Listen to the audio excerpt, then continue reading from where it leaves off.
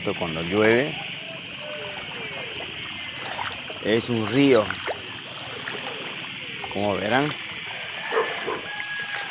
La calle no es intransitable para todos los vecinos que vivimos en la zona de la bajadita.